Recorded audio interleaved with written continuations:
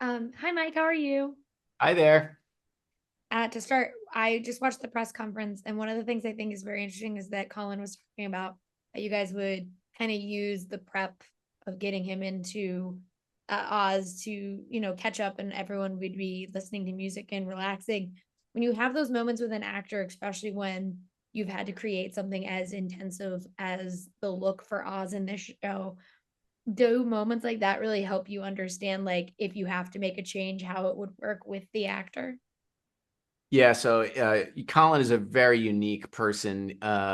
It's not everyone who can come in and spend so much time with like six people putting glue all over your head and covering every square inch of your body in rubber and being 2 in the morning, 3 in the morning, things like that. So he's a very unique person, and I thought really enjoyed the process because I think it also gave him time to think and to go through his daily, script pages and really kind of play around and read and drink coffee and wake up and listen and all of those things. And we would play really loud music and we would try to make him laugh and put weird movies on and weird interviews and things. So I think it kind of gave him a loose feeling because um, it's hard material, it's serious material, and I think it's every day started off kind of lighthearted and fun, and then he got into being, basically a murderer. So When it's for me, everyone's always like, "Oh, he's so unrecognizable in his show," and they're like, "Oh, but he has this energy." I'm like, "Yeah, it's the Tony Soprano effect." Like like yeah. that. The minute I saw that trailer, I was like, "I'm thriving."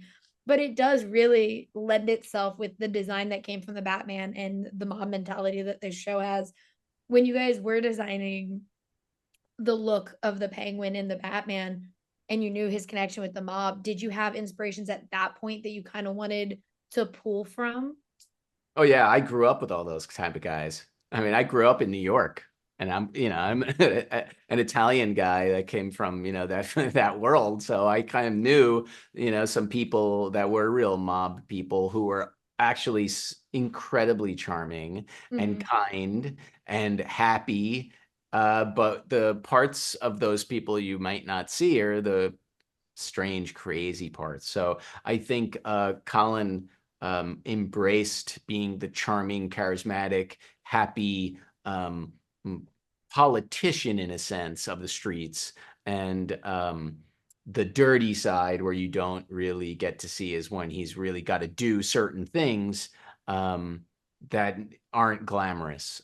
So I think that there is a danger and a charm with mob people and mafia types, gangsters, and things like that. And I think he really embraced the classiness and the scariness and the shady kind of feeling and the betrayals and all of those things. I think that he embraced that, and I think the makeup really helped him get into that role because he didn't have to be himself anymore.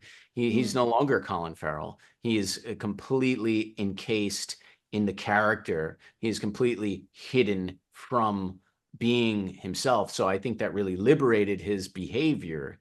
And if you did see him on set and if you were around him, he was intimidating. He was large and he was loud, and it's a strange experience.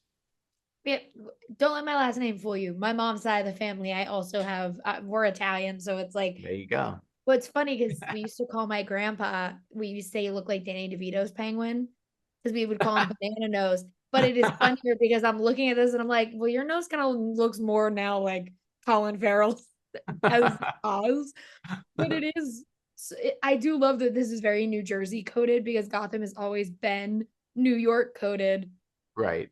even though it's fiction. And this literally There, takes us to maybe New Jersey. They don't Yeah, say he what could be all happened. over. Yeah. There's gangsters hiding all over the place. Let it be. Like Martin Scorsese. He knew all those guys in the streets of Mulberry Street and the basements, and Mhm. playing cards, and they're at the barber shops and the butcher shops and all that stuff. And they're there, but they're also normal, but they're also criminals. Same with New Jersey. Same with everywhere. Chicago, like Al Capone is in Chicago Yeah. too. So that was also an influence as well, like a noir type gangster, a 1930s gangster prohibition type like Al Capone. it's this you could see a lot of photos of him, and he's smiling a lot in a lot of them. He's smiling in court. He's smiling. There's a charm there. And I think that Colin analyzed all those things and embraced that type of situation. And I think Oz is very charming and charismatic.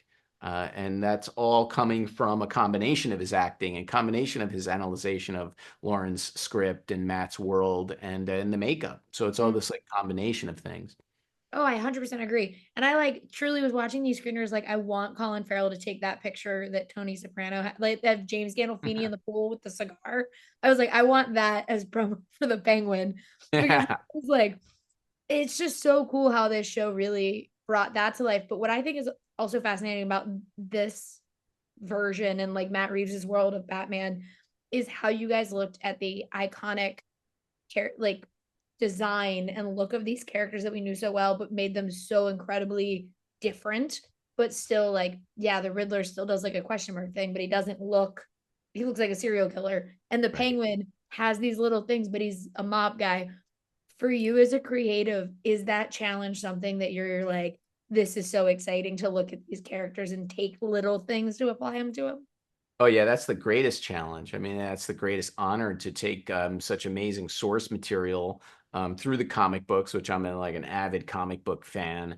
Going all the way back to I think 1941 or something is when the first time that Detective Comics showed the Penguin, which is this guy in a tuxedo and a top hat and a monocle, and he's kind of stealing paintings and things. But it's always been there, and it's always been a shape of a penguin in a sense. So you couldn't really take those little pieces of influence, bird influence away from that gangster. There's a reason why, and as you may know, a lot of the gangsters take on nicknames. Mm-hmm. There's someone that may look like something, they may get teased, and they may be called that, and that's how they know who they are. And whether they like it or not, it's Oz is his name, but they call him the Penguin, and he may not like it. And so all of these things relate to some kind of physical attribute, the way he walks, and all of that stuff. So it's very real. Yeah. Thank you so much for talking with me. I truly have never been happier than watching the Batman because I finally got a Batman who's a detective. And so then the minute this show came out and I was like, oh, it's mob themed. Great. I'm just living in the best time as a Batman fan. So thank you so much. And I can't wait for everyone to get to see the Penguin. My pleasure. Thanks, sir. Thanks for having me. Thank you. Bye.